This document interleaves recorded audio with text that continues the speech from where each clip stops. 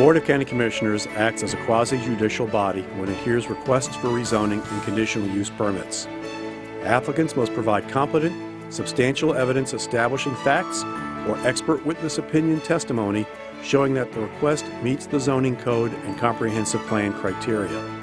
Opponents must also testify as to facts or provide expert testimony whether they like or dislike a request is not competent evidence. The board must then decide whether the evidence demonstrates consistency and compatibility with the comprehensive plan and the existing rules in the zoning ordinance, property adjacent to the property to be rezoned, and the actual development of the surrounding area.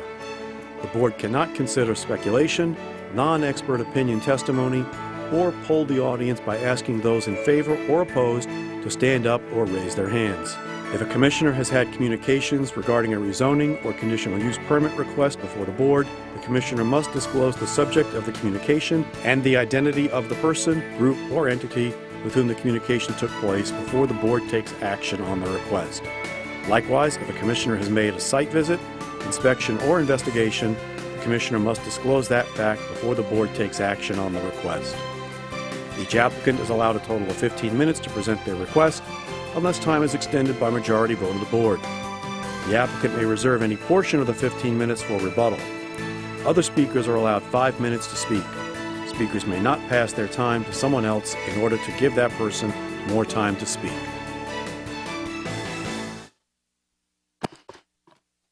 Good afternoon or evening, everyone, depending on how you view 5 p.m. It is May the 2nd. I'd like to welcome everybody to Planning and Zoning meeting. And with that, I'd like to call this meeting to order and just ask that you take a moment of silence.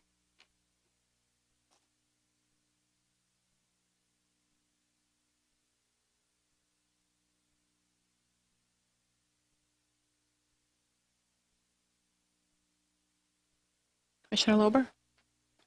Y'all would join me for the pledge. I pledge allegiance to the flag of the United States of America and to the republic for which it stands, one nation, under God, indivisible, with liberty and justice for all.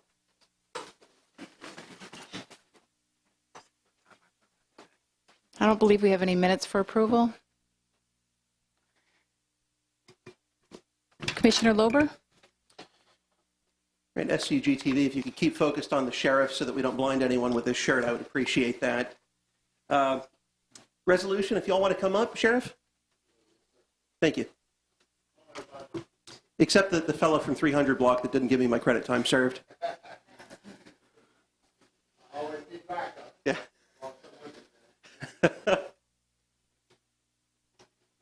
No doubt this is the safest place to be in Brevard County tonight. I feel pretty safe.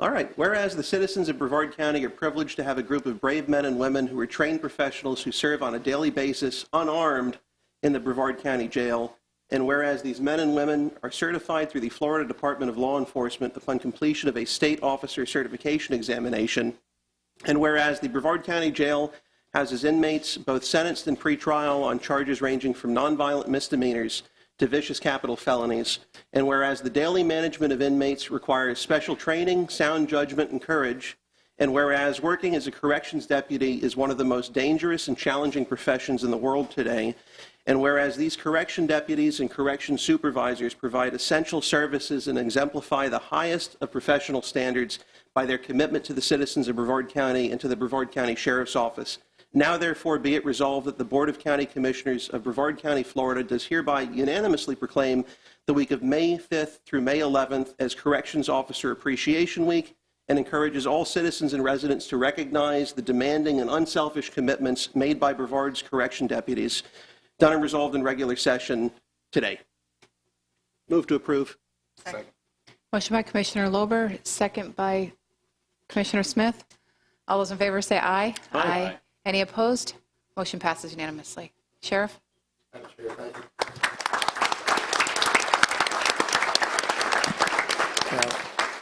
First, Commissioner, thank you for doing the resolution. Thank each of you for all of the support you give our agency.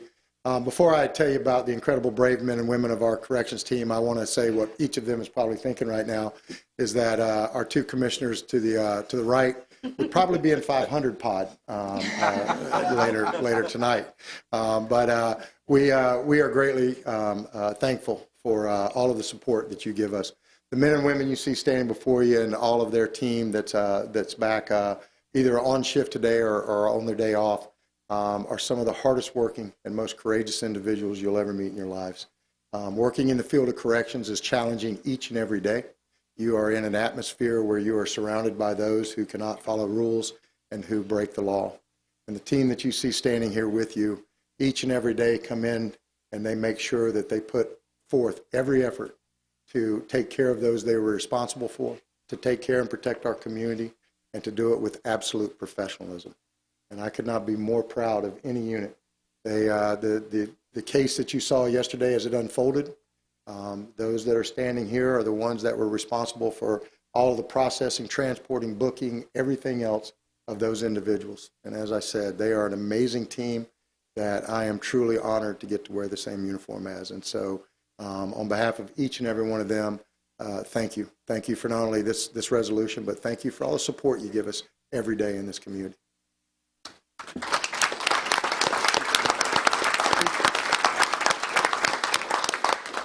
Again, just to echo that it truly is a team approach. Being in corrections for a few years with my career, 28 years, I can honestly say it's an amazing, jail complex is really like a city, like none other, housing some of the worst offenders that keep our community safe. And again, like the sheriff said, it truly is a team. Our whole agency is a team, and just thank you for your support, and thank each of you guys for the work that you do every day. Thank you.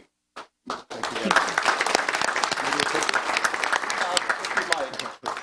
Well, I do have a quick question for you, though. Yes, sir. How did you all get through initial appearance yesterday with that number coming in? I just can't imagine how that was done. You want to handle it? Right here. There's the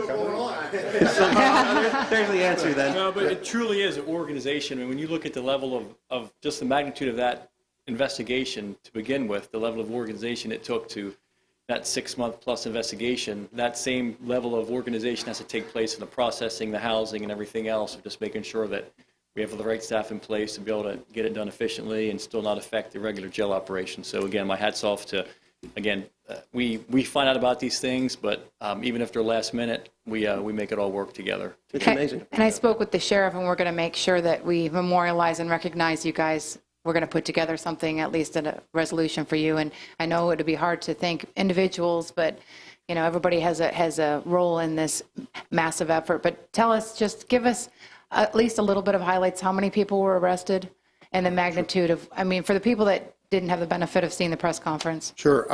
Yesterday, we culminated in a 6-month investigation that is without question the largest investigation, narcotics investigation in the history of Brevard County.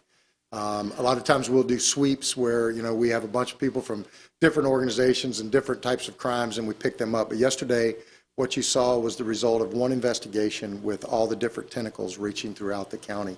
So far, 70 of our 104 suspects have been arrested. And when you look at what went into that case, 6 months of investigations by our Special Investigative Unit, our Game Over Task Force, and our Fugitive Unit, what the result was almost 3 pounds of fentanyl. And when you think about fentanyl, we all know the dangers of that drug. When you think about 3 pounds, what you have to take into consideration, and what was so impacting yesterday, is that 3 pounds was enough in a single dosage to kill everyone in Brevard County. And that is frightening. It is frightening to think that that type of drug could not only exist in our community, but it could exist in any community throughout the country. And so a kilo of heroin, as well as pounds of meth that were taken off. And when you look at the effort that went in, as Chief DeMorat said, it's always a team effort with us. There is no single component that is support in our agency. We do not have support teams. Everybody is vital to our mission. And if you'd watched them work yesterday, had the chance to see it behind the scenes, it was a fury that was going on with people being brought in, people being processed, people being transported, searched, booked, all of those things, being readied for first appearance, everything else. Just an amazing thing to watch the team and to know that without question, yesterday's efforts saved hundreds of lives. When you look at the overdose rate in Brevard County of people that are dying because of the opioid epidemic, yesterday was just a huge investigation for this agency. And it had to be a moment of a huge amount of pride for you and all these folks that did all that work, and watch it culminate and the efficiency with which it went down for everybody. It was amazing to me. It was, and I know each of you have heard me say before, but I'm surrounded by an amazing team, and I'm smart enough to stay out of their way. In fact, I think that's my greatest leadership quality, is staying out of the way. What happened yesterday was just absolutely amazing. I was proud of every single member. When you think about the caliber of people they were going out and arresting, that level of drug dealers that are in our jail now, nobody got hurt. Everybody went to jail safe. Everybody went home safe, and the drugs are off the street, and the job is well done. But again, there's no way for me to put in words how proud I am of everybody standing here and all of the men and women of this agency. Amen. And the other thing that's nice is, with that now having been taken off the street, both you all and the municipal law enforcement agencies, the N County Fire Rescue and the municipal fire rescue organizations, they can now deal with other calls that need to be addressed instead of dealing with the ramifications of having an ungodly amount of fentanyl floating out there. And I think, about 2 pounds of heroin as well? Or a kilo of heroin, 2.2 pounds. So, and you're exactly right. The number of responses from our team, from our partners at Brevard County Fire Rescue, is taking its toll. When you consider that, I think the last, Mike, do you remember the number of people in our jail last year that had opioid addictions? I want to say that throughout the year there were almost 2,000 people that had opioid addiction that came into our jail. And so when you look at that level, it's time consuming, it's taxing on the resources, and the team's efforts yesterday will certainly have an impact from it. We appreciate all you do. Thank you. No, ma'am, thank you. Something else I thought about, I saw the pictures, and it's actually a small amount of drug that can do so much damage. And I kind of had awakening how that much drug could almost wipe out a whole county. Yeah.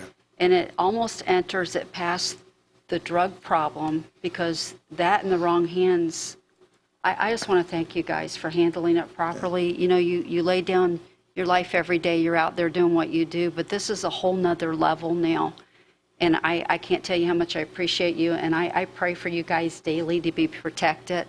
And I thank you so much, and thank you for stepping up and entering this new time that we're in with worse things. Yeah, thank you. Again, thank you guys for your support. It was great to have you there. I know a couple of you couldn't be there because of other prior commitments and scheduled meetings, but this team knows, like everybody in this community, that you guys support us, and it means the world to us. So, as I've said before, we're blessed to serve in Brevard County. Our citizens love us, trust us, and protect us just as much as we love, trust, and protect them. So we greatly appreciate it. Thank you. Thank you, sir. So, absolutely. Thank you. So, if the photographer's camera can handle it, can we get a picture? It may break the lens. So, yeah. How about, you want to get everyone in it, Sheriff? Oh, absolutely. All right, yep. Here, you guys want to fill in back there? Yeah, this will be the center right here. So just Here, I know somebody can stand right here and not block anybody. Show off the... Hey, I don't know, Passenger, you get over there too. You get over there too. I don't know why you're laughing. There you go.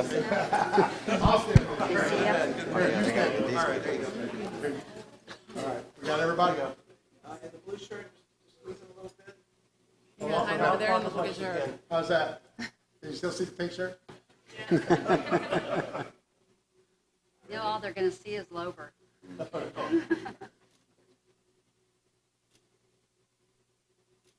they going to think he's one of the inmates? Or worse. Yeah, one of the inmates, yeah.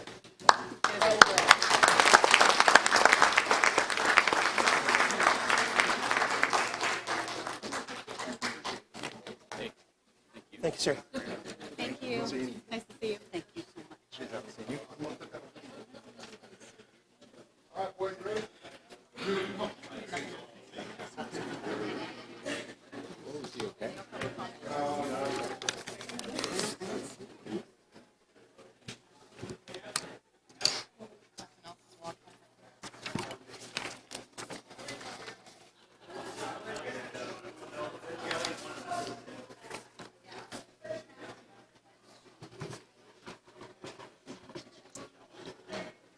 Just let them walk out.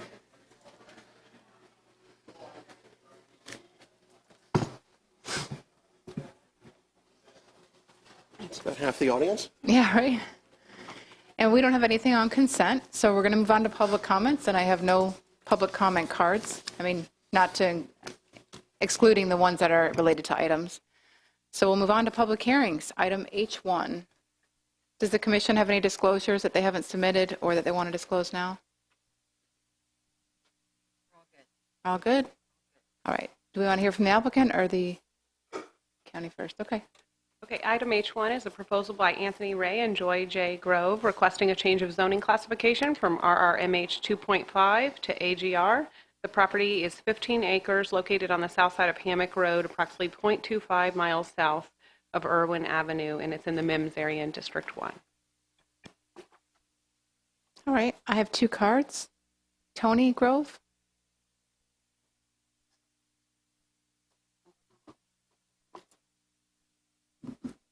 Yeah.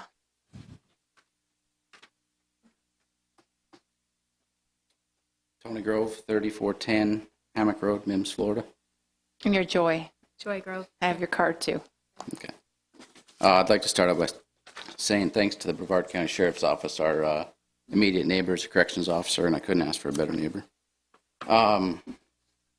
As she said, we're trying to rezone from rural residential mobile home 2.5 to agriculture. The 15 acres we live on in the 50s was orange groves, and ever since the freeze, it's been cattle pasture. And we thought it was agriculture because we had agriculture zone or exemption, and then we found out it wasn't. So now we're just trying to make it right. Okay. It's been everything around us is ag. It's been ag in the past. It was rezoned, I think, 2005-ish from agriculture back to rural residential mobile home. So, I don't know, it's very straightforward. Great. Commissioner Pritchett? Yeah, I think this is a good fit, and it's definitely what's going on in the area already, so I'm going to make a motion to approve it. Second.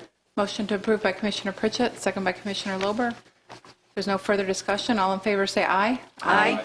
Any opposed? Motion passes unanimously. Good luck to you. Thank you. Thank you. Item H2. H2 is a proposal by James R. Dillingham requesting a change of zoning classification from GU to AUL on a property 1.01 acres in size located on the south side of Bryce Street, approximately 200 feet west of Allen Shepherd Ave, and this is in the Cocoa area of District 1. You didn't fill out a card, but if you're the applicant, Yes, ma'am. yes, you can go ahead. Just your name and address. James R. Dillingham, 3535 Bryce. Okay. Did you want to talk about what you're doing? Or? Oh, no, ma'am. I just thought, Okay. I'm If sorry, we I are here didn't for mean it. questions? We're good? No, I mean, if we have questions, we can ask you, correct? Oh, yes, Okay. yes. And just make sure, if you don't mind, you fill out a pink card before you leave. That Okay, way, yes, if you do ma'am. answer questions. Okay. All right, Okay. wonderful. If this helps, I like what you're doing. I think it's also a good fit. I'm going to make a motion to approve it. Let's second two in a row. Motion by Commissioner Pritchett, second by Commissioner Lober. I agree. I think it's a good fit as well. All in favor, say aye. Aye. Any opposed? Motion passes unanimously. Thank Good you. luck to you. Item H3 is a proposal by Christopher Channel, represented by Bruce Moya, requesting a change of zoning classification from RR1 to AU on a property 9.15 acres in size located on the south side of Junedale Drive.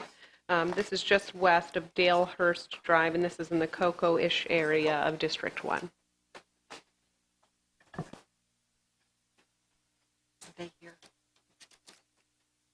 Commissioner Pritchett? Yeah, I'd like to make a motion to approve this item also. Second. Motion by Commissioner Pritchett, second by Commissioner Lober.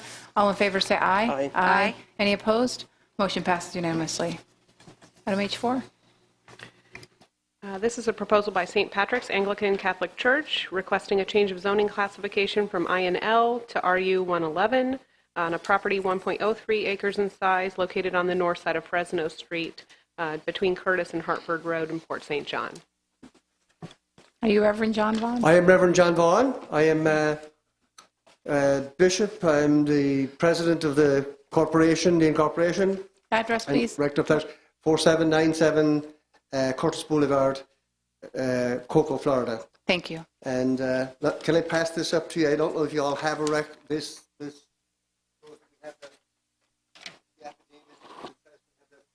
Sign up there.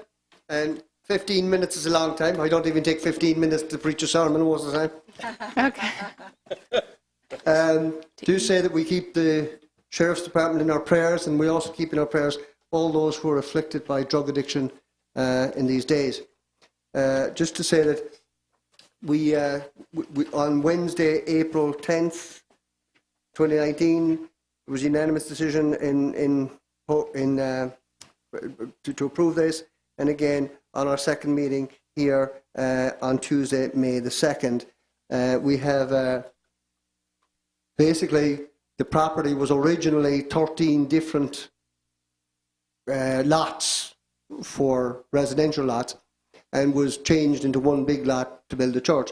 And basically what we're doing is trying to separate 4 lots back out for residential. It's a residential area. It won't affect anybody negatively. In fact, it'll probably do a lot of good, because we're also going to build a privacy fence, because we've had some vandalism coming in to the church property, and the fence that will divide the new homes from the church will help to cut down, I believe, on the vandalism to the church and to the property there.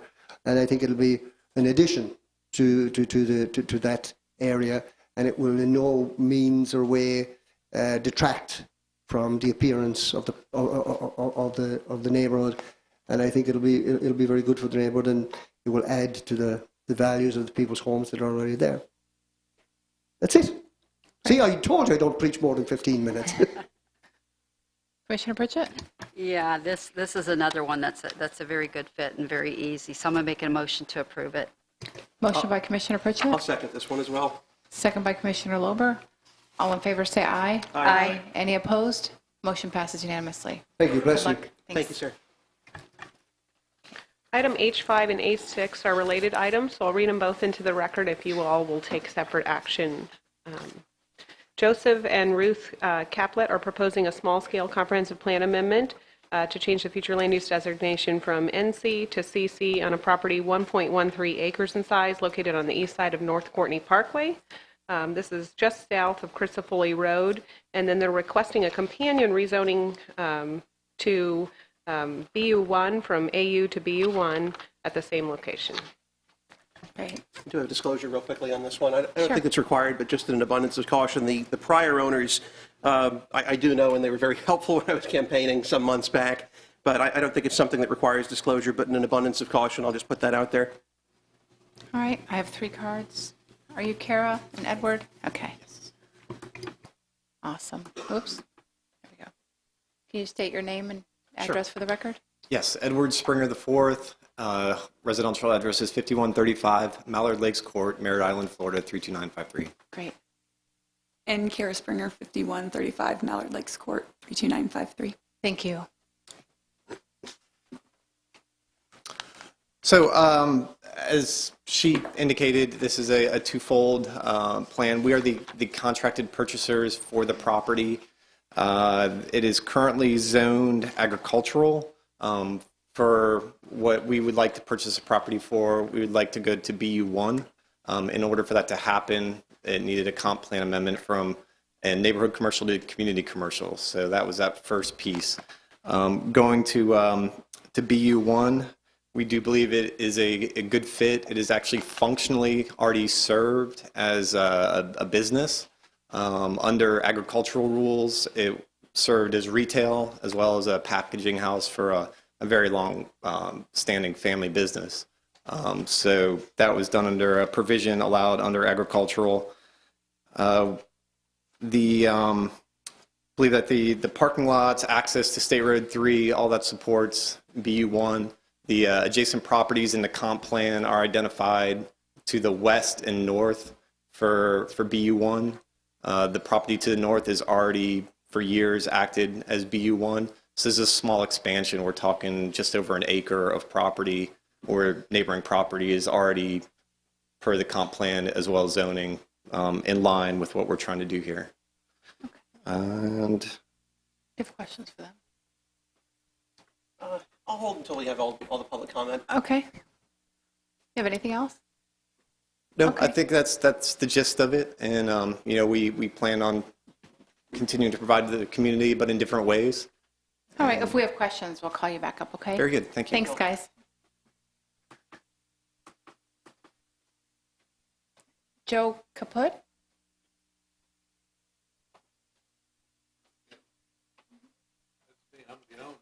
Oh, so basically, okay. All right. It doesn't say you're the owner, so I didn't want to assume. You could have been a neighbor who had an issue with it, so got to call you. All right, great. Commissioner Lober? Okay, just one very brief aside. Are you all planning on having Bikram yoga? Maybe not Bikram, but yoga of some sort. Okay, if you do decide to do that, please get in touch with me because I know at least one individual who will go there, and I'll send them your way. With respect to this, I'm familiar with the area. In the agenda packet on this item, I do note, which was of surprise to me, that North Merritt Island HOA doesn't object to this, which is great. I don't see there being anything bad about what you all are looking at doing. So on the basis of what I've read and what I've heard, I'd move to approve it on both 5 and 6. And we can do them together or separately. Okay, so I'll move to approve item 5 for now. Second. Motion by Commissioner Lober, second by Commissioner Pritchett. And I just want to point out, this is another one of those comp plan issues where this was a 1988, it's from a 1988 amendment. So it's understandable how, we need to get up with the times and make sure that all these areas are zoned properly, because a lot's changed since 88. And this is, actually probably a better fit for what you guys want to do. So I'm in approval as well. If there's no further discussion, all in favor say aye. Aye. Any opposed? Motion passes unanimously. And I'll go ahead and I'll move with respect to item 6 to approve that as well. Motion by Commissioner Lober, second by Commissioner Pritchett. All those in favor say aye. Aye. Any opposed? Motion passes unanimously. Good luck to you. Congrats. Item H7? The next item on your agenda is a proposal by M&R United Incorporated, represented by Carmine Ferraro. They have requested to table this item, and they have done so 7 days in advance, so we're just seeking the board's approval of that. Motion to table. Second. Time certain? Next meeting? Oh, Next I'm so zoning sorry. meeting In July? They, Yeah. August 1st, thank you. Motion tabled August 1st. Motion by Commissioner Lober to table till August 1st, second by Commissioner Pritchett. All those in favor say aye. Aye. Any opposed? Motion passes unanimously. All right. Item I1. So item I1 is the board, at the last zoning meeting, the board asked us to look at the cost of doing a small area study for the Scottsmore area. And what we have here for your consideration is pretty much 2 different options. One would be a community planning analysis. And what we would look at there is focusing on the issues that were brought up during the public hearing at the last meeting, and having several community meetings in that area, and then doing basically a gap analysis in the comp plan to see what policies are in place for those concerns and see how they address them. If they do not address them, then we would be bringing back to the board a recommendation to adopt some new policies in that specifically for those concerns. The second option is more of the full-blown small area study, which is a comprehensive plan exercise where we look at each element of the comp plan and we look at those gap analysis in that, and then come back with a full-blown study for the board. And there's 2 different costs associated with those that we've provided. And so we're really just seeking direction from you all and how you would like for us to proceed. Commissioner Lober? Just a question for staff, if I may. Is it correct to state that with respect to the first option is listed on the agenda item, that we could build on that, were we to determine that that's not sufficient after that's completed in moving toward 2? Yes, sir. Thank you. So what could happen there is that would definitely be the first level of analysis that we would do in a small area study, is kind of what we're proposing in option 1. And then if we did see that we had significant gaps beyond the areas that were raised, or the community has additional concerns that we don't think that we can address in the community planning analysis, then we could definitely roll that into the small area study. It would not be an effort that would be lost or an additional Thank you. Okay, I have 4 cards. David Lowy or Laney? Is it Laney? Okay. You want me to show it to you? Just kidding. No, I'm just teasing. Tell me how to pronounce it. I'd appreciate My it. handwriting is rough, so. Yes. Good evening. My name is David Laney. Live at 3800 Sam's Lane in Scottsmore. And many of you, well, all of you, we've had the opportunity to speak before. And Commissioner Smith, it's good to see you face to face. Many of our comments that we had prepared had been in anticipation of not knowing exactly which direction the board might be going this evening. So I would simply like to say that I, in my role as a resident of North Brevard, certainly appreciate the efforts by staff and would fully support option 1 that has been presented and the actions that are inherent to it and inferred. And thank you, Commissioner Lober, for asking the question about if it were to evolve necessarily into something a bit larger, that it has the potential of doing that. That's all I have to say. Great, thank you. How did I pronounce? Is it Laney? Laney. Yeah. Yes. It's just my handwriting. That's all right. Jared Atkins?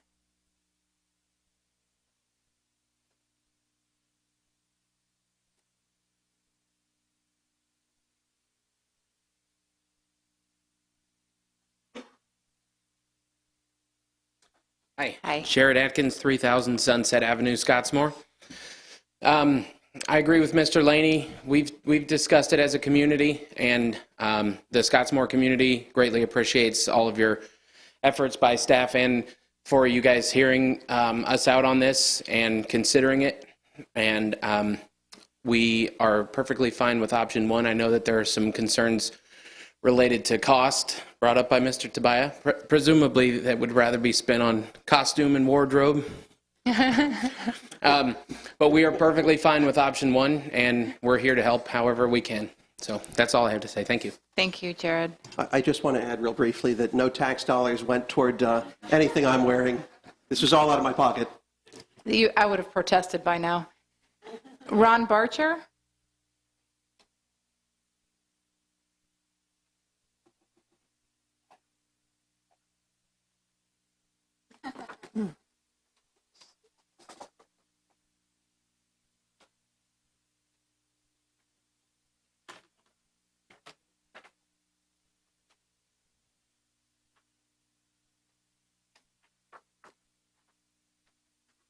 My name's Ron Barcher, 3431 Grant Line Road.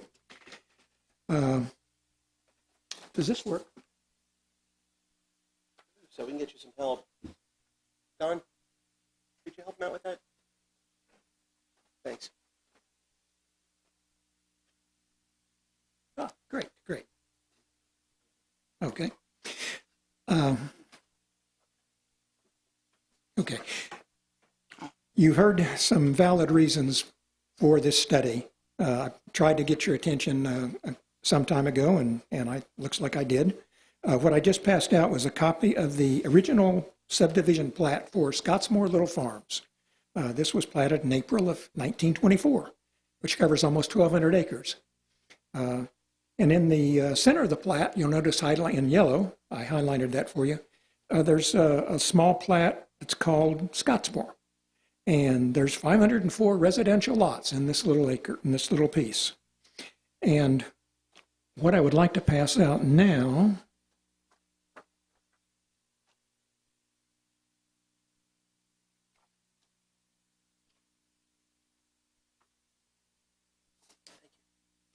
this is a detailed look. Let me see. First, let me put this up for the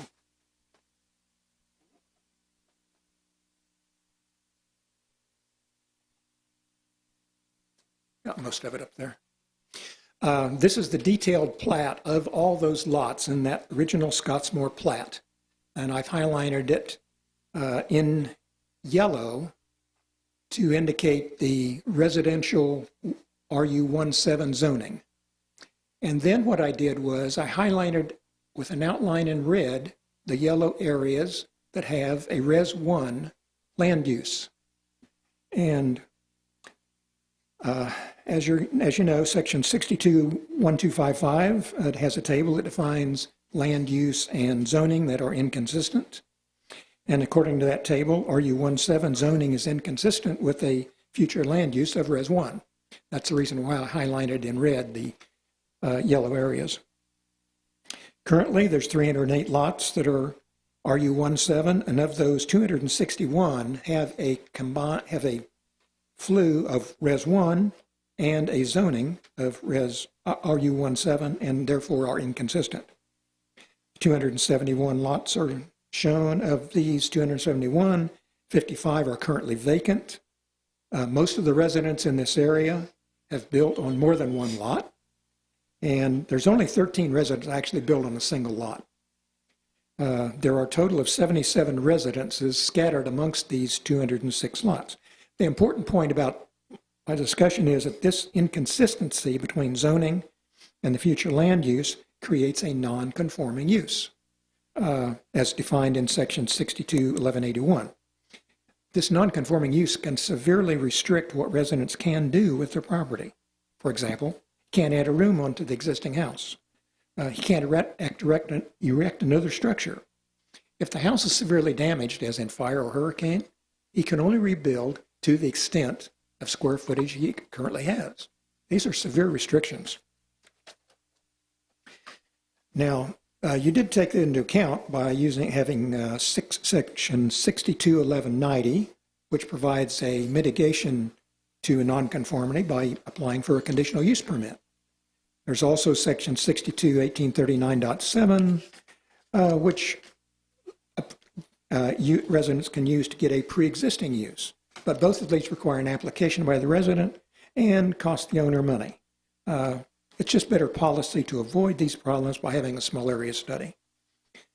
And incidentally, I didn't want you all to think that there's only 77 non-conforming uses in Scottsmore. There's probably, this is just a very small plat. I chose this small, historically significant plat to provide use with some very precise numbers. The total number of non-conforming lots is probably closer to 300. So solving this major problem of non-conforming uses is a major reason why I believe that it's important that we have the small area study. And I believe that option 1 will accomplish that. Thank you. Thank you. Right on time. Amazing. Yeah, thank you. Commissioner Lober? Just a question for the D1 commissioner on this. Given that everyone's apparently on board with option 1, and given that we've heard from staff that we can build on that in going toward option 2 if necessary, would you be opposed to my moving to approve option 1 as a stepping stone and just determining where things are at, assuming that passes once that's complete, and then we can reevaluate if necessary and potentially going toward 2? Yeah. Oh, we do have one more. I apologize. Bill Goff?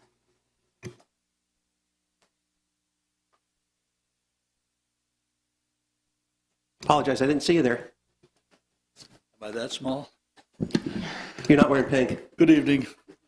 It's after 5. It is evening. You folks have listened to me before, and I Name and address, I'm sorry. Oh, Bill Goff, 3320 Huntington Avenue, Scottsmore. Thank you. I appreciate you listening again. And the only reason I wanted to take the microphone tonight was to request that the small area study proceed with all reasonable haste. Can't do anything tomorrow, but I think our area is at a tipping point regarding our water supply, and it can't get better.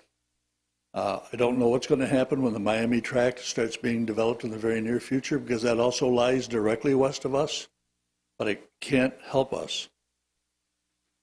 All the water that's pumped is all the water being pumped is west of us. So that's the source. The hydrology of the area says that's where our water comes from. So we got a lot of people who are going to be between us and it. The issue is evidenced by the sheer numbers of our neighbors who, at great expense, have had to put in whole house reverse osmosis systems because of the saltwater contamination or iron also has rendered their water non-potable. So I just think that it's important that we do a study, because I'm very optimistic that that study is going to offer some protections that Scottsmore requires. So I'm optimistic in that direction. We just hope that we can speed this forward, not delay it at all. Thank you very much. Commissioner Lober? Just a quick question. Are you amenable to that first option that was discussed that Well, the other folks seem to be? Yes. Okay. Anything we do is better than nothing. Perfect. Thank you, sir. Yep. Thank you. Commissioner Pritchett? Oh, I thought Mr. Lover was going to make a Okay, I'll go ahead unless you'd like to do it. okay, motion, but I'd like to make a couple comments. I think that this is a good plan you guys put together, and I really want to thank y'all for listening to the community the other night and coming back with this. And I think the cost is amazing what you guys are going to pull together. I do think Mr. Barcher just saved you a couple hours tonight. So thank you for that. This is such a smart community, and I think you're going to really enjoy the community meeting with them. I also want to thank the community for all the involvement you have in your community. You make my life so much easier, and I appreciate you so much. And it is my pleasure to second this motion to get a comprehensive analysis for you for option 1. I'll go ahead and make the motion for option 1. I thought you did. I'm sorry. Just in an abundance Okay. of caution. I can't recall if I clearly did that. Okay, second. okay, motion by Commissioner Lober, second by Commissioner Pritchett. Any further discussion? I'll just say I'm really thrilled about this too, because I think there are certain protections that you guys need out there. Responsible, smart growth is the way to do it, and I think that you guys have a lifestyle out there that you want to maintain, and you move there for that lifestyle with the expectation that that would be protected, but we don't want to deprive you of resources either. So, or make it difficult for you in regards to flooding or in regards to too much development. So, I have another card for, no. I have another public comment card, and we were just going to vote on this. Laura Lee? Okay. I think it just got up here late. I just got it, so. All right, Laura Lee Thompson supports this, for the record. All right, with that, all in favor say aye. Aye. Any opposed? Motion passes unanimously.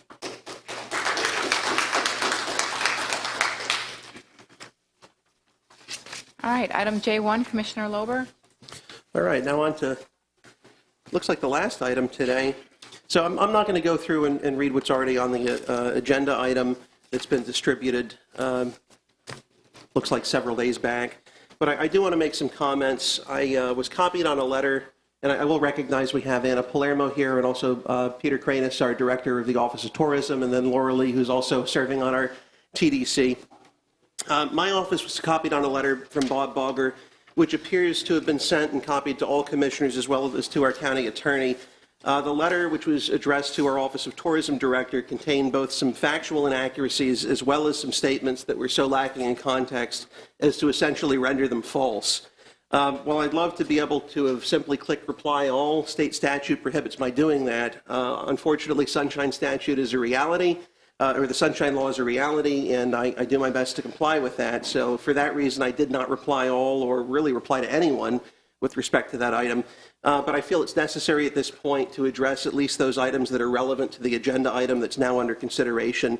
I'm not going to waste everyone's time going through each and every portion of the letter with which I draw issue, but just those items which are clearly relevant to the item that's up for consideration now. So during discussion of this item, I would invite our county attorney to jump in and correct anything that she believes either requires correction or that she believes would benefit from some additional context. So going on, Mr. Bogger's letter references a presentation made by Assistant County Attorney Christy Cheverick at our most recent TDC meeting. His letter states in pertinent part, and I'm going to quote here, it says, "I've sat through 2 or 3 similar presentations from the Assistant County Attorney in the various TDC meetings," close quote. From my firsthand personal knowledge and observations, having been at every TDC meeting since my appointment to the TDC, I have this observation. What Ms. Cheverick had unambiguously stated at the last TDC meeting was that Statute 112.313 imposes certain standards of conduct upon public officers, and importantly, also that TDC appointees themselves are, for purposes of the statute, considered public officers. Ms. Bentley, is that fairly accurate? Yes. So the Assistant County Attorney further stated during that meeting and advised that in situations in which the TDC would be doing business with a TDC appointee's employer, pursuant to subsection 3 of the reference statute, a mere disclosure of one's employer coupled with refraining from voting on the matter, is statutorily insufficient to cure the conflict. Is that also a fair statement? Yes, because it's a business relationship, not merely a voting conflict. So as we've had an attorney licensed to practice law in the state of Florida indicate that, and I'll say as an attorney licensed to practice law in the state myself, I cannot ethically bury my head in the sand as to known statutory conflicts. Others may be inclined or to varying degrees to do so, but I can't do that. My livelihood after I'm done with the commission is much more important to me than closing my eyes and pretending an issue isn't there. So that's why this particular item is on the agenda. I previously met with and requested that our internal auditors delve into the TDC, and as a result of that, thankfully, they're now in the process of auditing the TDC per my request. My goal with that and my goal with this item is to clean the TDC up, and more specifically to ensure that it continues operating, and anything that's not operating within the confines of state statute, we get that resolved as quickly as reasonably possible. So whether the county commission and or the TDC have in the past for any period of time failed to take appropriate steps to ensure that TDC appointee conflicts are lawfully resolved doesn't resolve the ongoing issue of numerous appointees having potential and in fact very likely statutory conflicts, which in my opinion as an objective matter of law require waivers to resolve. Subsection 12 of the statute, which I've already referenced, explicitly contemplates waivers and allows for them. Is that accurate as well, Ms. Bentley? For advisory boards, yes. So with respect to public officers in the sense of TDC appointees, is that Correct. accurate? Correct. So as indicated in the text of this item, which I said I wasn't going to read through, but I will read a pertinent portion. I'm just going to quote it. I wrote, "Conflicts are likely to occur in a county of this size," close quote. The governing law requires, among other things, representation on the TDC by hoteliers and by individuals who are involved in the tourism industry. And those with the greatest experience and expertise are, by extension, the most likely to have a conflict. Is that an accurate statement as far as you're concerned, Ms. Bentley? It sounds likely, yes. Now, at the most recent TDC meeting, I brought forth a substantially similar motion to the one that you have before you today and for the TDC to vote on. And apart from changing the date, there were only two differences, which I'll indicate so everyone's on the same page. The very last sentence preceding the signature line in which you see my signature was stricken, just that very last sentence. And the following text was added to it, and I'm going to quote here what I have from Candace at the tourism office. Quote, "Ms. Palermo shall not participate in negotiations on behalf of her employer with the TDC and or the Brevard County Office of Tourism," close quote. I don't know if that's verbatim perfectly identical to how it was phrased, but that's what I have from the tourism office in terms of the only modification apart from the two that I mentioned being, the other two being the date and the striking of that one sentence that I mentioned. Otherwise, it's absolutely identical as to what's being presented here tonight. If someone has any questions or wants to get a perfectly verbatim copy, I'd suggest you reach out to the tourism office. I believe Florida Today has already requested and obtained one. The reason that I'm presenting the waiver here tonight, as I explicitly stated at the most recent TDC meeting, is that the TDC only has the authority to waive conflict insofar as service on a subcommittee of the TDC is concerned. So insofar as someone's service on the TDC at all, or as a general matter, forgetting subcommittees, the TDC itself doesn't have the ability to waive that conflict. So even though the TDC has approved that waiver, with respect to Ms. Palermo's service on the subcommittee, it doesn't have any authority to do that with respect to her service on the TDC. So that's why I have this before the County Commission. Is that fairly accurate? Yes, this board must waive for the TDC appointment.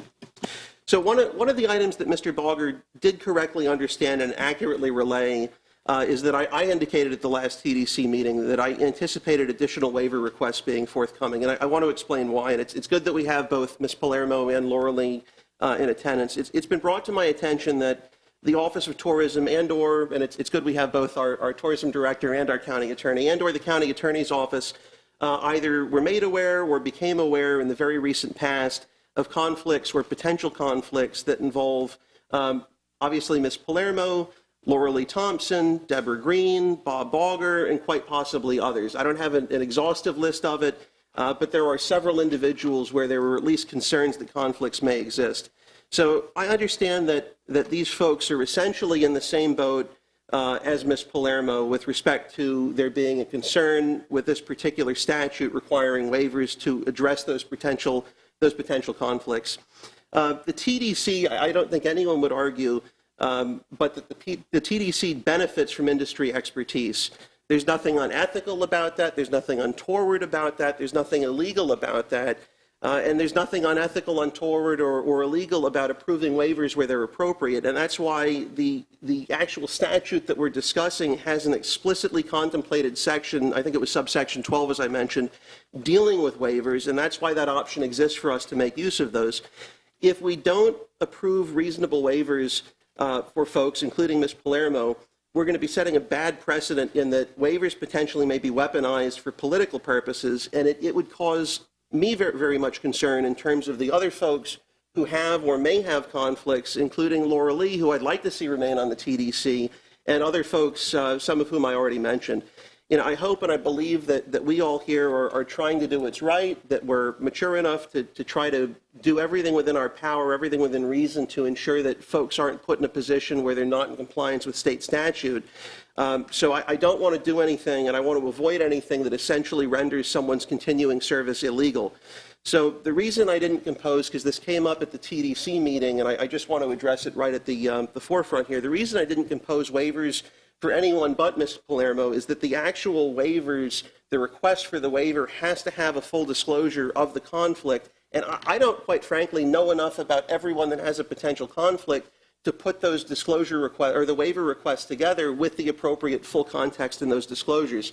I would certainly, after this matter is resolved, encourage folks to look at their TDC appointees and determine if there's any potential issue, whether our county attorney believes that it would be appropriate to request a waiver, and if there's any ambiguity at all, my advice as an attorney, and I'll certainly defer to Ms. Bentley because this is her area of expertise, much more so than it's mine, but my suggestion is that if there's any ambiguity or any question, just go ahead and put together the request for a waiver, because it's better to have it and not need it than need it and not have it, and potentially have our TDC appointees face issues that are totally avoidable. So is there anything else that you think that I've failed to mention, or any other context or thoughts that you have on the matter? I think you covered it. So we're kind of at where we're at. Commissioner Pritchett? I read this in the newspaper, and it made me request the audio transcript, and I wouldn't listen to it. First, I have to say, I realized they had a class from the county attorney's office on what's conflict of interest, and I really want to commend Mrs. Palermo to coming up and realizing there was something and already making the arrangements to make it so you didn't have a conflict of interest. I think you're pretty incredible that way. So I feel really good about you being on the board. I am going to approve the waiver, but let me make a couple of comments before I do. First of all, I think the law on this is really written poorly.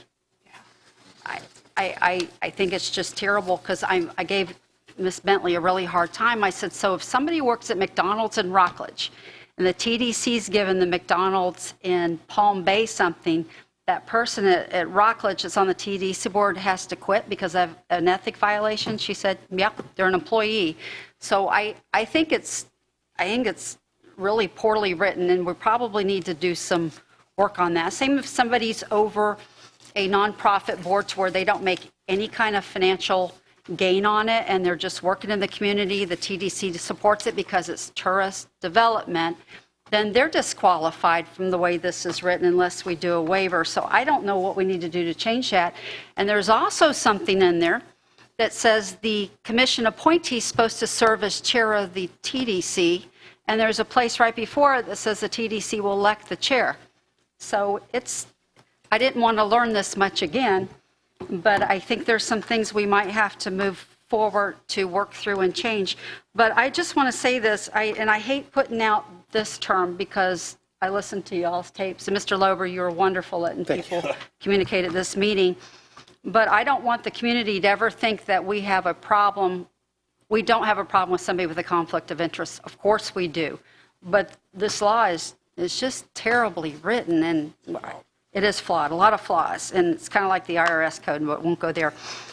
But I think that this is appropriate, but I'm not so sure, and I think we're going to have to look at this. Not everybody on there. I don't know. I don't know what everybody has, but if there's ever a time where the TDC is directly writing a check that's going to go right into the bank account of somebody on the board, then there's probably a waiver there I'm not going to be comfortable granting. So I love what you did, ma'am. So I think that's just going to have to be something in people's minds, because I think that's the position where the community is going to have a little bit of discomfort. So I just wanted to state that. So as we're doing this, maybe take a good look at that. I also struggle a little bit, and they're allowed to do this too, that you have all these related family members.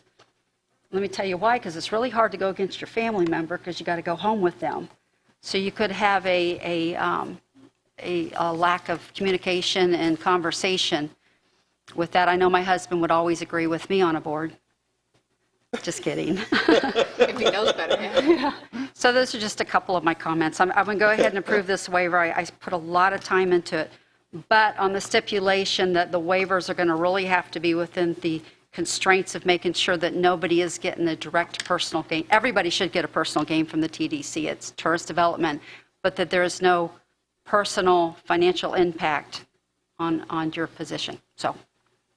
Commissioner Lober? I'll just add, there's certainly some areas that are black and white, but there also is a gray area as well. And where you start getting into that, I think, is a very tough question without digging through case law that, quite frankly, I don't have the time or the interest in digging through right now.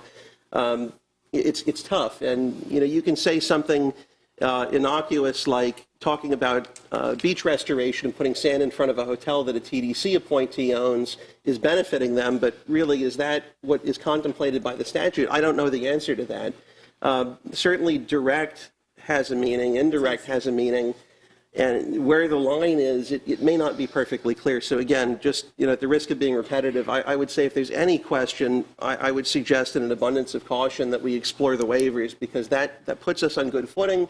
If someone is looking at getting on the TDC and turning around and now miraculously they're starting to receive checks from the TDC that are going to them, that's concerning. Especially if it's a new circumstance where they weren't previously engaged in business with the county. That would be much more concerning, in fact. So, my thought, and the reason that I had that modifier reasonable in front of waivers, was because there are some waivers which could, at least in theory, be proposed that might not be reasonable.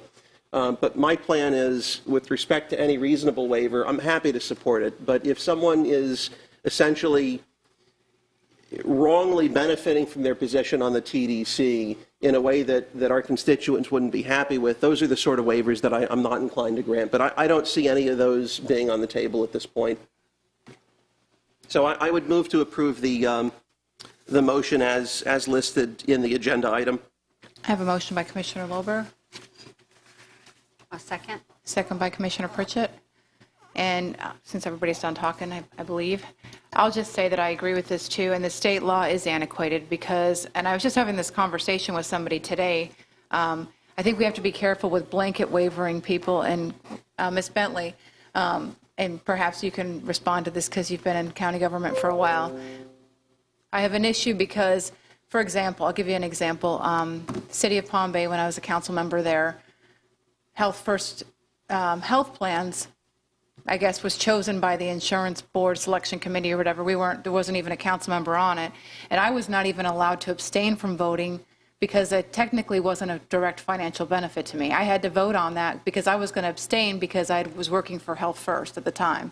And I was told by our city attorney at the time, if they were correct in giving me the accurate legal advice, they told me that by abstaining, it would be a dereliction of my duty as a required member to vote on an item. But I was an employee of Health First Corporation, and it's Health First Health Plans is the... If they're separate entities, there's but a difference. They're separate, but So not. critical. Right. And that's exactly what I want to be careful of, because I don't want to give anybody a buyout either if they don't want to vote on something. I've seen it. I've seen it with elected officials before who don't want to vote on something because they don't want to be on the record. I just want to make sure that, and I hate to task your office with this, but I appreciate you, obviously having a staff member involved. Maybe have every member evaluated when they come on, or starting today or tomorrow, have the members evaluated and have their circumstances looked at, and they'll ask the right questions of the members, and the ones that possibly could require a waiver, that's where we take the abundance of caution and get them. we would be happy to look at anyone's disclosures and business relationships and contacts and work through the issues with them and let them know if we think there's an issue that needs to be Or if addressed there or has not. to be a questionnaire devised of the questions that you think would be triggers for the waiver. Again, that the law is I don't know how you, if the board requires hoteliers to sit on the board, and they clearly directly benefit, how do they make decisions on that board based on that state statute? And that's the tricky part, is it's state statute. That's why we require the waiver. Otherwise, we would just change the laws ourselves or modify them if it was policy or ordinance or resolution. But I'm okay with the waiver because Ms. Palermo sat on the board for 13, 15 years before. And what I find most interesting, and I'm not going to get into the politics of the drama surrounding the new board of the TDC, is that there were clear conflicts of interest in the past, and no one batted an eye when it directly benefited those individuals who obviously saw a direct benefit of those conflicts. But now I guess I'm just glad that we're making sure that we are legally sound and that we're doing the right thing, because I believe we have a good board and I believe everybody's intentions are pure. And abstaining from the vote clearly also doesn't give them a benefit of sitting on that board if they don't even have a voice or a vote that will count, in making those decisions. So I don't have a problem with the waivers. I just want to make sure that if we need to do others, obviously we'll each evaluate them individually, and if we believe it's not too much of a conflict, we'll approve them as a commission. But I don't have a problem with this at all, so I'll be supporting it. All right. No other lights are on. All those in favor say aye. Aye. Any opposed? Nay. Motion passes 4-1. Probably should have told us why you didn't want to support it, because maybe you would have, given by all voice means, to your disapproval. Oh. You're not going to make me upset. Go for it, if you'd like. You want my rationale for my no vote? Well, I would think that it. Yeah, right. Or maybe you could have convinced there may another be- board member to possibly not support it, or. To the best of my knowledge, Commissioner Pritchett mentioned that Ms. Palermo had made some changes, or there had been a change to the circumstance. I was unaware of a change to the circumstance, but there's a note of $5,000 in here. I think that $5,000 is a substantial amount of money to many of our constituents. While I think that Ms. Palermo's resume is very impressive, it's certainly not unique by any means. So a marketing professional is not something that we are in short supply of here in Brevard County. There are some waiver potentials it looks like coming up for Ms. Laura Lee Thompson and Mr. Giles and Malone, and those individuals don't receive direct benefits, so I think they're quite a bit different than this one. I would certainly be willing to vote for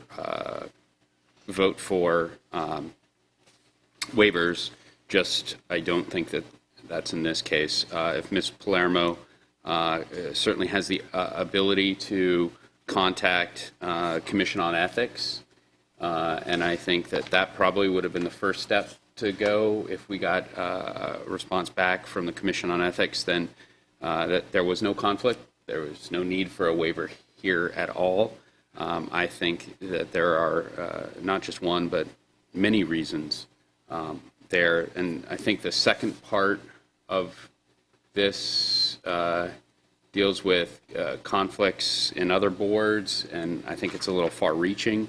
While I understand that the TDC and the P&Z may have financial conflicts, but some of these boards are so obtuse out there. I really don't think that you need to disclose your business relationships if you sit on the Melbourne Beach Library Council. I think that probably is a little too far-reaching.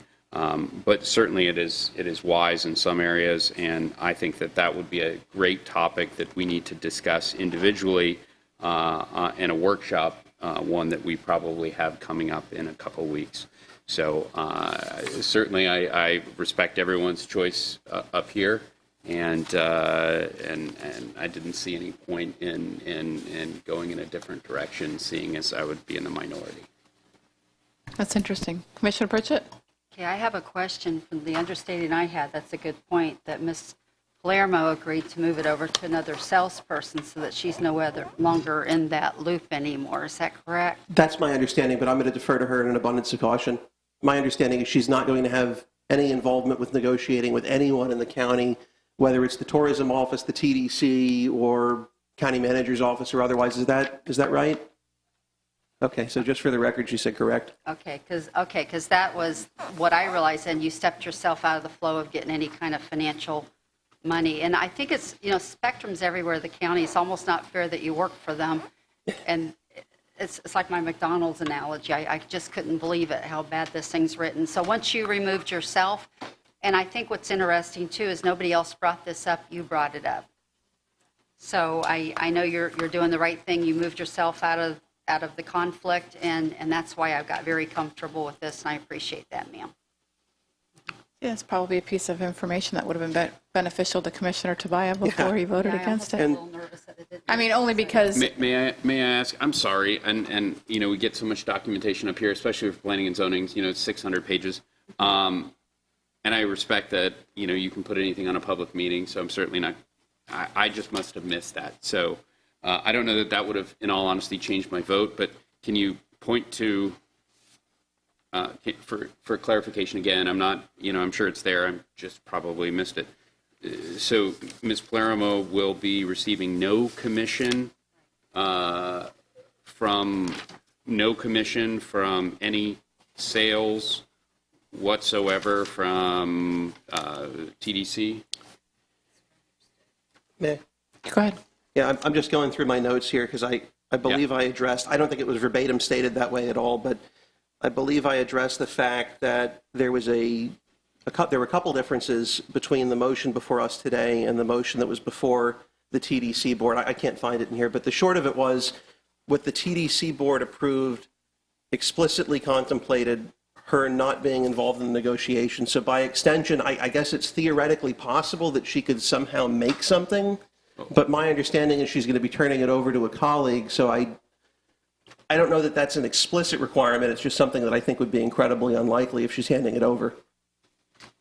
Okay, so I fully expected her not to be part of the negotiations. I thought that's just basic common sense, right? Right. If you sit on a board. So let's not even deal with my concern is, and it's stated here in your motion, I have been informed that her commission has not exceeded $5,000 for the preceding 2 years, and it is not expected to exceed $5,000 this year. So that implies, or yet states, that Sure. she will be receiving commission.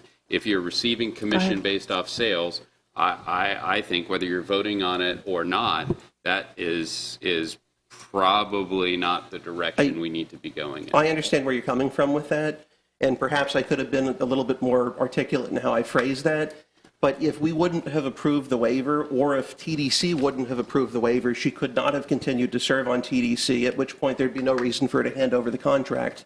Can I bounce that one to our county attorney? Yeah, please. Because I did contemplate that question, and I got a different response from our county attorney. If we did not approve, if this would have gone down, would Ms. Palermo have been immediately removed from the TDC? No, she might have to address a conflict of interest issue, and the Commission on Ethics might become involved, but she would not be automatically removed from the board. But she'd be in violation. Right. Right, so, yeah. And So that it needed to be addressed somehow, but go ahead, And Commissioner. I can say my advice to anyone, and I believe this has been stated, I don't recall if it was stated at the last TDC meeting, but my advice for anyone that I've had the discussion with has been, if you don't have the waiver approved, and it was concerning enough that you brought the waiver forth in the beginning, you should leave TDC, because you don't want to be in a position where you're in violation of state statute, because the ramifications of that would be rather problematic. So no, it's not something that I would say is an automatic function of this. If had this been shot down, that she would be removed, but I would strongly suggest that she quit at that point. Commissioner Pritchett? Yeah, I might have a little heartburn right now. I need to clarify this, because when I listened to the meeting, my understanding, if somebody of the other salesman's working on that, there's no longer concern of her having a commission off of this contract. Somebody else doesn't get a commission on something they don't work on. So if we still have a commission coming in from a TDC thing with this. I have some heartburn right now with this, so I need that question answered, because I ran that by staff. Maybe I didn't make it clear enough. But if there's an actual commission happening for a sale between the TDC now and the employee, I think that's an issue, because that's direct. So what's the answer to that question? I do not know the answer to that question. I can try to jump on it. Maybe the easiest way is just to ask Ms. Palermo, because what I'm talking about is something within the range of theoretically possible, not that it's likely. I don't think it's likely that there's going to be any sort of a commission, but the actual motion that was approved by the TDC didn't address the commission, it just addressed the negotiation, which I think in all reasonable circumstances would suggest there's not going to be a commission. Right, that's what I need to know, because she had Yeah. agreed, from what I heard, was to step out, let another salesperson do it. Ergo, I thought there'd be no more commission I mean, situations. is that your understanding? Okay. There is no commission. If I'm turning this over to somebody else, then I'm not in the mix at all. If somebody else will be getting We need to get this on the Is record. that, yeah, can you come up for a sec? I apologize, thank you. Okay, good. Yeah, I don't want to say, no, it's not possible, because it is theoretically possible, but if she's representing otherwise, then that's even better. Hi, Anna Palermo. So the way it was passed said somebody else can negotiate for me, but I had agreed to step out and turn the account over to somebody else, so there wasn't any confusion. But you hadn't turned the account over to somebody else yet because you wanted to see if this was going to get approved, I imagine. Because why would Correct. you give a sales account to somebody else unless you know if the commission's going to approve the waiver? That's also why I said Exactly. contemplated is not exceeding 5,000, because I don't want her to give it up if she's going to step away anyway. Correct. That's correct. Awesome. I mean, we already voted on it anyway. It's just. Can I ask her a question? Sure, Commissioner Pritchett. So, Ms. Palermo, this means that when you step out of it and somebody else does it, there's not going to be any secondary commission coming from that sale now. You're completely out of this loop altogether now. Correct. Okay, I feel better. Thank And you. can I add one other thing as well? Sure. And this, if you want to stay up here, you're welcome to. But and again, maybe I didn't phrase this as well as I should have in the written motion. But as far as the second portion of it being overreaching and potentially impacting other advisory boards, that wasn't my intent. I'm just reading through it now, and I thought in the context it would be pretty clear that I contemplated that as involving only the TDC and directing that staff address those issues with respect to TDC appointees. But I apologize if that was at all unclear, because I did sort not of my intend to make point, it. and that's probably why, and at least my preference, and obviously Commissioner Tabaya can speak for and act on however he wants, but I always encourage the discussion, because then you have all the information and there is no misunderstanding. Exactly. But to each his own. Thank you. They wear overalls too, what can I say? I'm sorry. All right, so are we done on this issue? I believe so. Okay. I don't have any public comment cards. Board reports. I almost called you Commissioner Bate. You got a slight promotion if you want to look at it that way. No report. All right. Eden? No report. Commissioner Pritchett? I do, because I went and listened to the TDC audio meeting. I do have one item of concern from listening to that. When it got to the end of it, there was just some discussion going on. It was 2 hours until people were getting kind of tired. And I don't know who was chairing it. I'm sorry, I just don't know everybody. Tim But D'Artagnan? I don't know. It was Tim D'Artagnan. Okay. But he made the statement, they were trying to do the beach nourishing. And he made the statement, I didn't really get enough information. I'm not sure, there wasn't enough communication. But he took it from the group that was together and said he was going to move it to staff. And I'm very uncomfortable with that. So I went ahead and called up Ms. Thompson, because she was on that. She was going to present it. And I said, is that advisory group able to do that? And she felt confident that they were. So I just wanted to mention that, because I don't know why, I don't think y'all really voted on it, but I think there was something with a push to bring it in and put it on staff hours. He had even mentioned that Virginia was totally comfortable with it, and I'm kind of not. So I just wanted to mention that, Mr. Lober. I don't know how to take that back to him or what we need to do, but I think the advisory boards need to kind of be able to do their thing, because we're going to be the final vote anyways. So I just wanted to mention that because I can't talk to you in private. Did staff want to comment?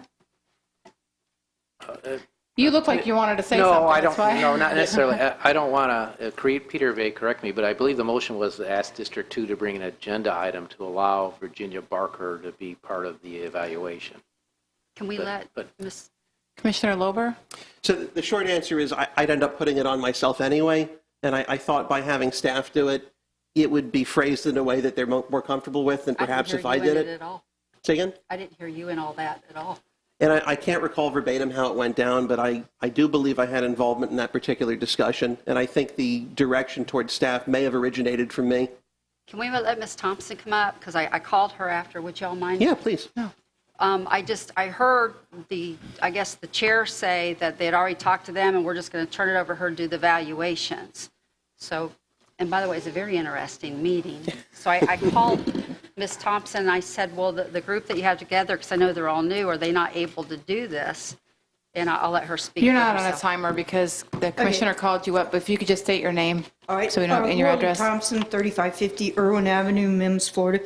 I brought a handout. Could I hand it out? Sure.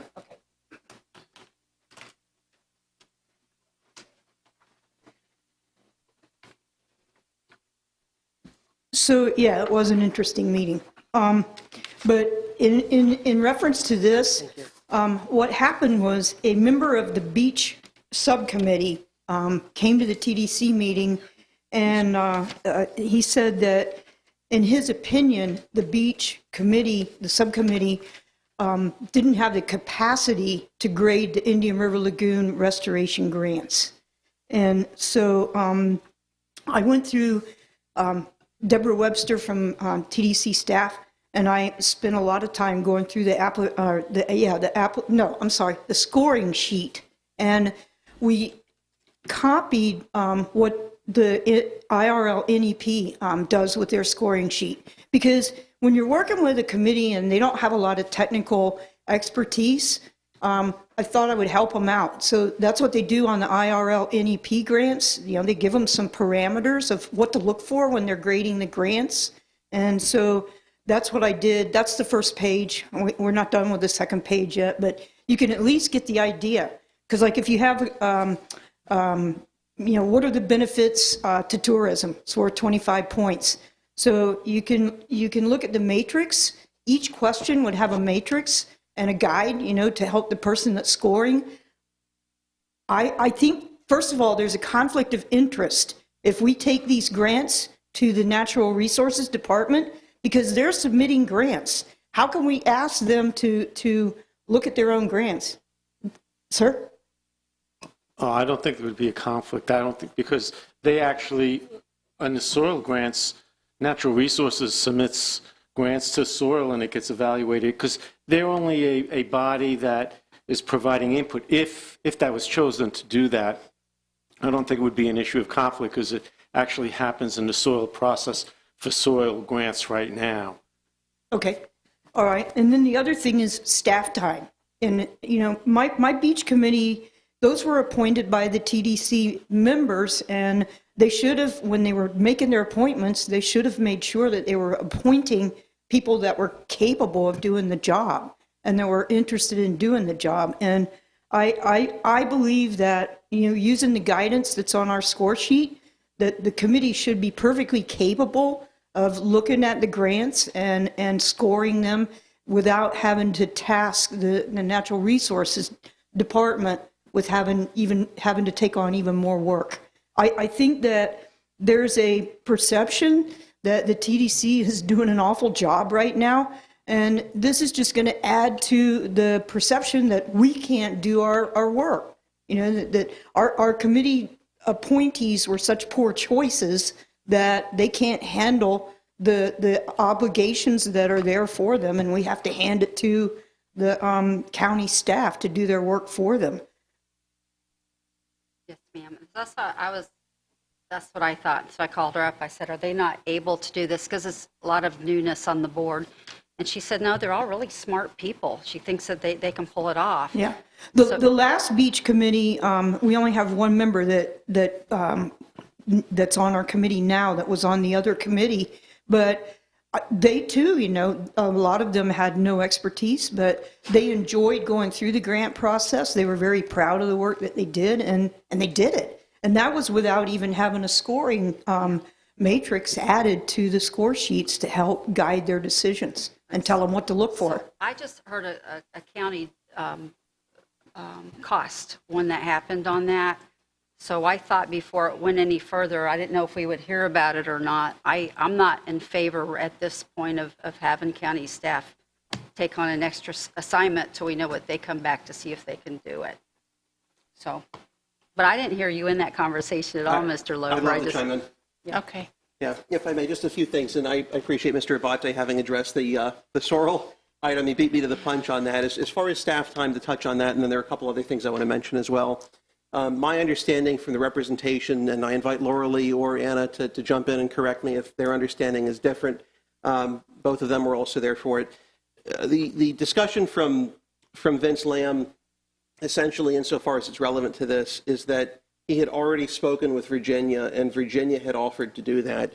So I appreciate and I generally share concerns about using staff resources, but my understanding is, based upon the representations made by Mr. Lamb at that particular meeting, that the three of us and Peter, or there he is, the four of us were at, it was already something that Virginia volunteered and had indicated would not be burdensome to her or her office to complete.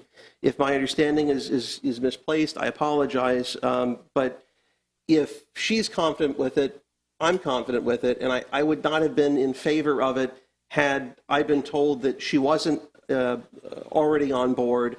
Based upon her assurance to Vince that that was acceptable to her, that's why I was okay with it. Had that not been the case, I would have had a different position than I did.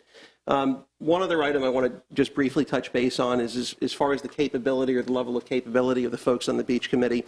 I have an appointee on the beach committee, and I'm perfectly confident in her. She has a doctorate. She's far from unintelligent or even of average intelligence. She has a doctorate from Harvard, as I recall. So she's fairly bright.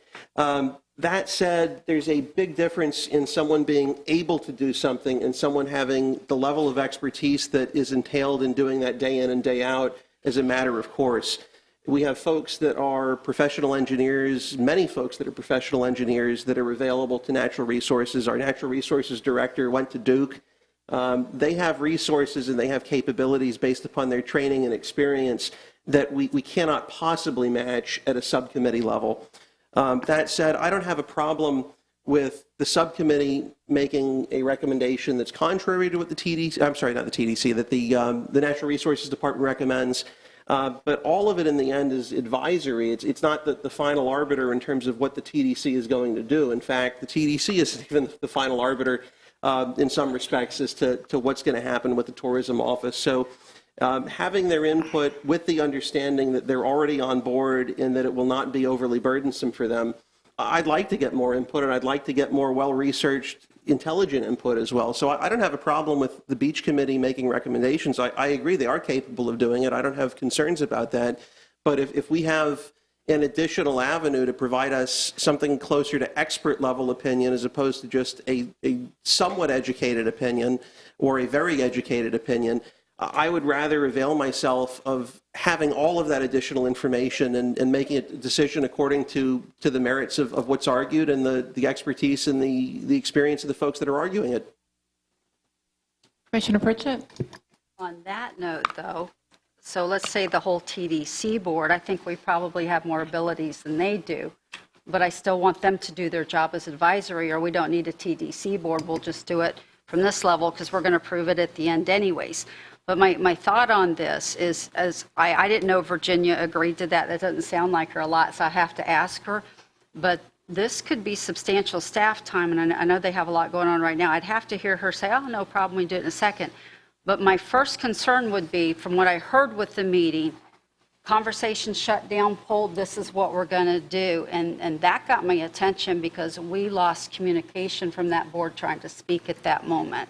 And I know it was late in it, but I thought, well, shoot, man, that should have been a conversation before it was just dropped. We're going to give it to the county staff. So I'm just telling you, I heard a flaw. And I think that my opinion, and I don't know if the TDC is going to listen to it or not, what we do, but I think If you have a board that you appoint it and you don't trust them, put somebody else on there. But we need to try to let them do what we assign them to do and then move it forward with the same process. Well, if I may just briefly. Sure. I don't disagree with essentially anything you've said. I do have to listen again because it was a multi-hour meeting. It will have run longer than this will run this evening. It's almost 2.5 hours. It felt like every bit of it. Yeah. But, that said, I would have to listen as to the particulars of how things were handled.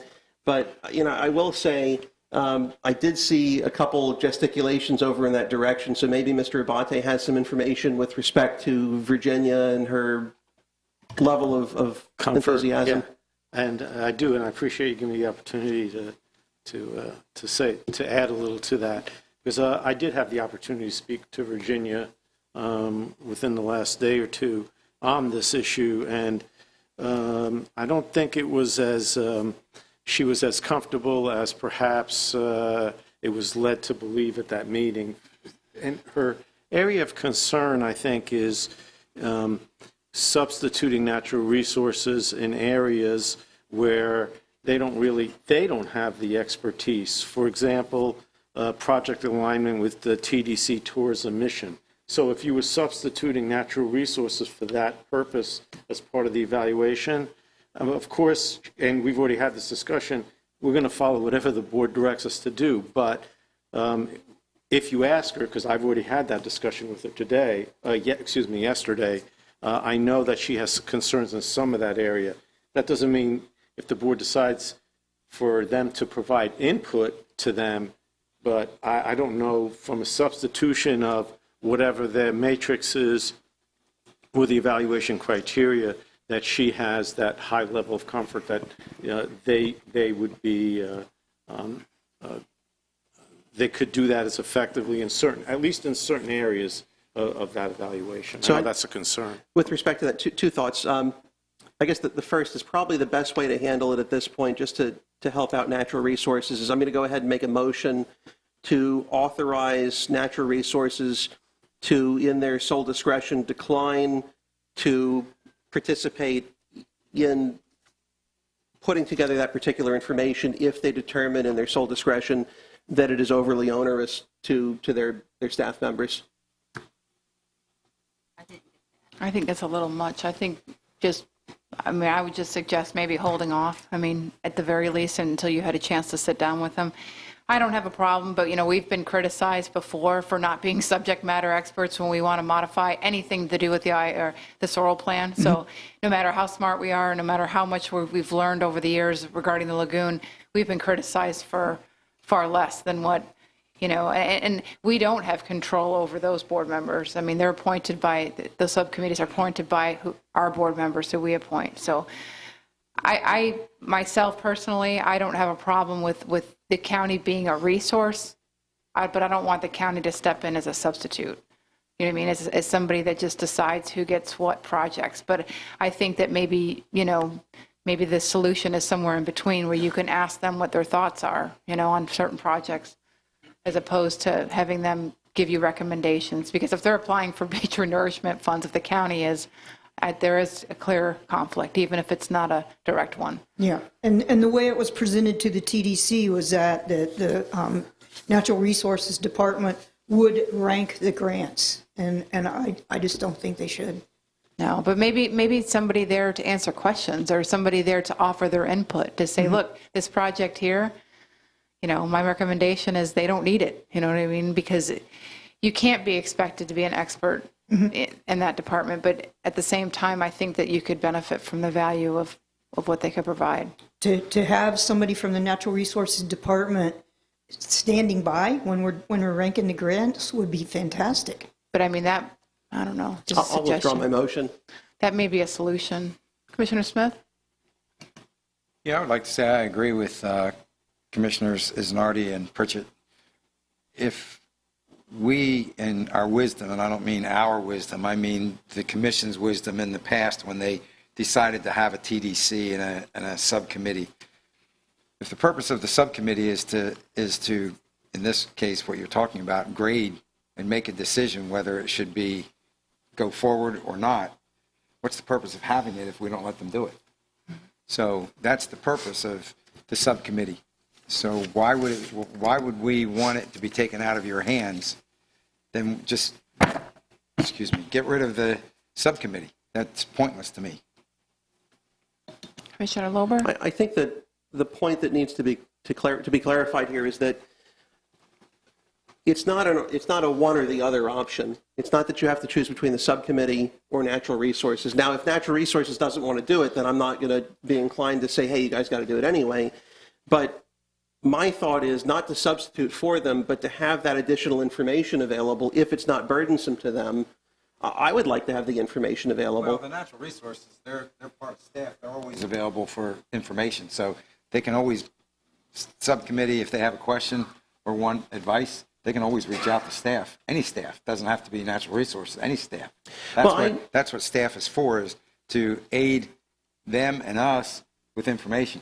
And I don't disagree with anything you said, but there's a difference between being available and using your expertise and what you do day in and day out, in particular with the Sorrel rankings, to offer your thoughts as to which projects have more merit. And I'm not saying that, again, that ought to substitute for the beach committee, but if that's something that they don't think is burdensome, and it sounds from Mr. Abate that there may have been a miscommunication somewhere along the chain that I'm quite frankly not terribly thrilled about, and I am going to be looking into, because I don't like when someone makes a representation to me that turns out to be potentially less than accurate or arguably accurate. So I will certainly be looking into that.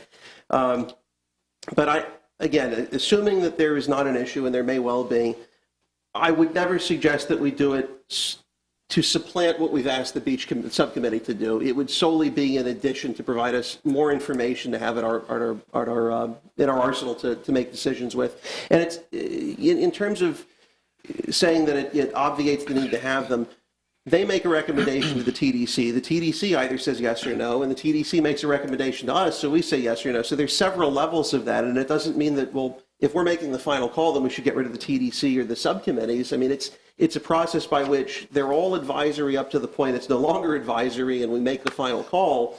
But I don't think that takes away from the value either of the beach subcommittee or of natural resources. But again, it may be moot at this point, because it sounds like there may be more consternation from natural resources than I was led to believe. So, I'm going to look into that, and I've got a TDC item on the this coming Tuesday's agenda that was added. So we'll certainly have ample opportunity to discuss this if there's anything more that needs to be discussed about it. But between now and then, I do intend to look into it. Commissioner Pritchett? Thank you for that. Matter of fact, I watched you trying to negotiate most things like you do on that board also. And in all honesty, I've only been to one TDC meeting in the past.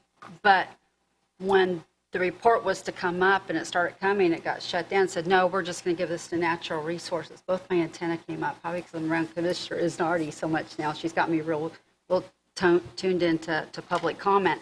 And that's what got my attention right there. And I know it was late in the evening, but I know Miss Laura Lee and her diligence to work hard on these projects. So I called her up right away, and I said, do you just have a wackadoodle board? And she said, no, they're all pretty smart.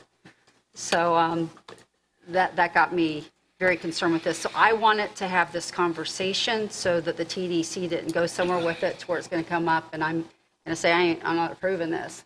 So I wanted to just mention that, and before things are sent to the county staff, I think that should be a conversation. And I'm real interested what's about to come up with the BCA and all the stuff coming with that. And I would ask the commissioners right now, if you get information, if you'd send it to the county attorney and send it on. I'm studying right now, so that anything you get that would help me, I would certainly appreciate it. There's video interviews of TDC members out there about the BCA. Really? Yeah, that have been in the media, and there's some stories. I haven't seen all that in the yet. public. But I'm trying to dig out where they get their resources from, where resources go, all that information the best I can. So anything you guys get, I'd appreciate it too. I do want to clarify that the TDC voted. They actually voted 9, it was a unanimous vote to go ahead and ask the Natural Resources Department, and I voted for it too. But while I was driving home, I got to thinking about it, and then I called Virginia, and did you? She didn't act like she was real excited about it. Oh, I didn't ask you that part. So what do we do on that? Something the TDC voted through that I'm not.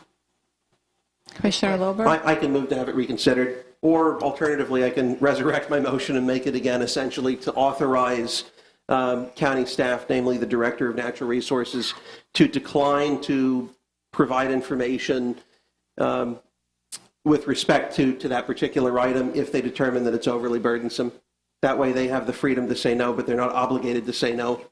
So if you'd like, I can make that motion again if y'all have it on that side too.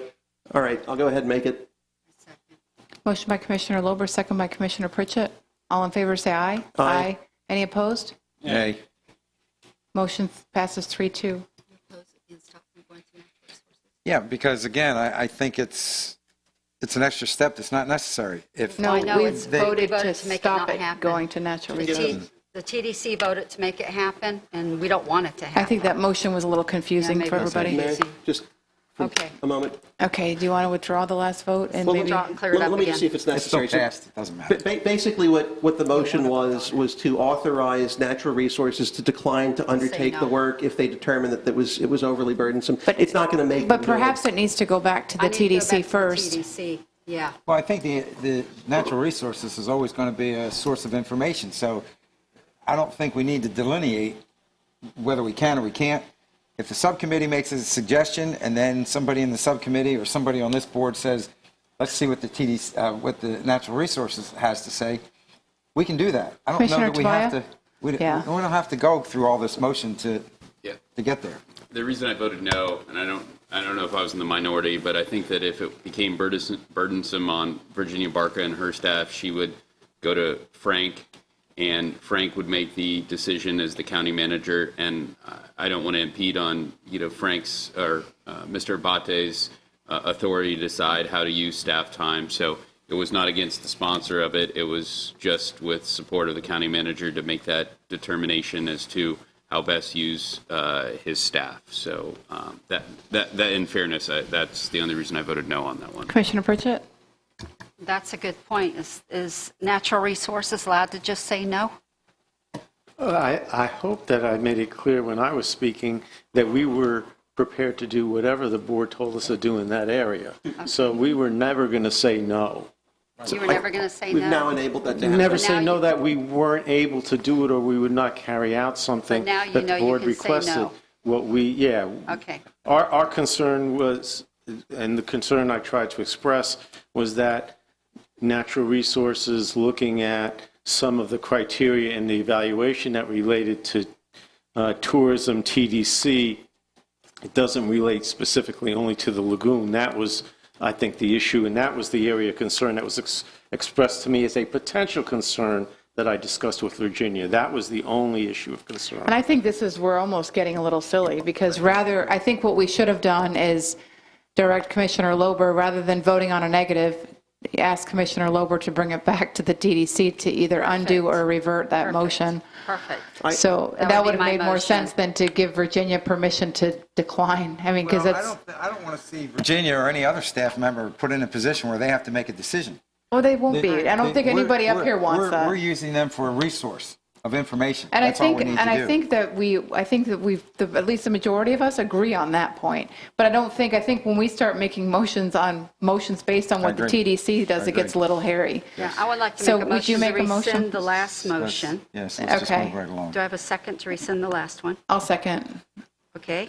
So motion to rescind the last vote. All those in favor say aye. Aye. Any opposed? Motion passes unanimously. Okay, I would like to make a motion for Commissioner Lober to go back to the TDC and to change what they sent forward. Can I call a quick timeout on that one for a moment? Okay, I have a motion by Commissioner Pritchett. So the short answer is you don't need a motion. I'm happy to go and move to have them reconsider it. I'll just tell you that. Okay, moving So- on. Good. All right, would you prefer a motion, Eden? I mean, I think it's up to you all at this point. okay. I don't know that a motion could really force my hand to do that anyway. If I'm not inclined to do it, I can say, hey, heck with you guys, I'm not going to do it. But I'm just telling you, I'll go ahead and do it right now. All right. Boy, that was a whole lot of silly. Commissioner Smith, I'm done. No. you done? I just want to make sure I didn't miss any lights, because lights, all right, Thank you. Hopefully they're Run while you can. all right. All right, anything else, Commissioner Pritchett? No, ma'am, I'm sorry about that one. Not at all. Commissioner Lober? I think I've said enough. Commissioner Tobias? No report, Madam Chair. What? Sorry. Commissioner Smith? Yeah, I would just like to make mention of the fact that today is National Prayer Day. Back in 1775, the Continental Congress came up with the original National Prayer Day. In 1988, most recently, President Ronald Reagan did the same. I just find it ironic that both houses of Congress have legislated that they will start each meeting with a prayer, that the Supreme Court starts each meeting with a prayer, and they also authorize state legislatures to start their meetings with a prayer. They didn't mention us. So we get sued, and it's ruled unconstitutional. I don't get it. Makes no sense to me. My 2 cents. Good 2 cents. Commissioner Lober? I just wanted to show off my bracelet here to Commissioner Smith. Good man. Thank you. I wear a crossed one that my son gave me before he left in the military, before he went to training. So I wear it every day, no matter if it matches or not. It's always close to my heart. And I have nothing except good night, and thank you all for hanging out and putting up with us. The opinions expressed by any member of the public during any period of public comment do not necessarily reflect the views or opinions of the Board of County Commissioners of Brevard County, Florida, Space Coast Government Television, or the program sponsor, and are solely those of the presenter. The Board of County Commissioners of Brevard County, Florida, Space Coast Government Television, and the program sponsor hereby expressly disclaim any and all responsibility or liability for any defamatory or slanderous statements expressed by any member of the public during any such period.